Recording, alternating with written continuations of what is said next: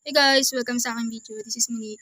So, for today's video guys, papakita ko lang sa inyo yung mga natanim ko, yung mga namunga na. Matagal-tagal na ako nagtanim guys. Dun pa sa isang account ko, nag-vlog na ako sa mga tanim ko. Umpisa pa lang ng sibol, ganun. Ngayon, papakita ko lang sa inyo guys yung mga tanim ko. Kasi ang kinagandahan guys, kapag nasa bundok ka, nasa ganitong lugar ka dapat talaga nagtatanim. Para pag may tanim ka, may makukuha ka, may aanihin ka. Pero kapag wala kang tinanim, wala kang aanihin. Yan yun. Para din makatipid guys. Yun talaga. Makakatipid ka kapag nagtanim ka na lang.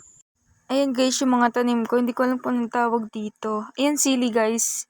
Sili. Tapos, meron sitaw dyan. Isang puno lang kasi naubos na yung buto eh. Kaya, isa lang yung naitanim ko. Bali, dalawang buto na itanim ko dyan. Kaya lang isa namatay. Tapos, yung kasama niya dyan, pipino. Kapipitas lang ni mama. Ayan.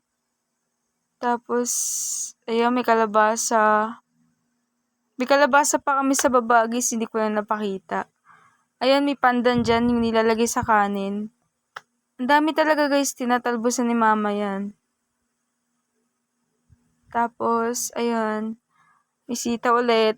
Ang dami na namin nakuha ang sitaw dyan, guys. Naubos lang kasi hina-harvest. Syempre, kinakain namin.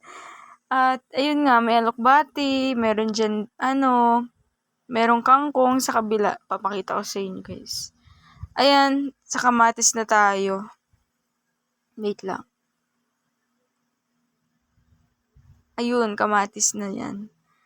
Ano yan eh, tawag dito, ang tagal tumubo.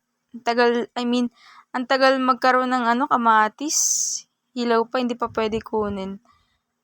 Ayan napabayaan ko kasi guys eh, kaya hindi ko na, ang dami na ring tumutubo ng mga damo-damo. Syempre, ang sakit kasi sa likod, so, busy kasi ako, kaya di ko na nasikaso masyado yung mga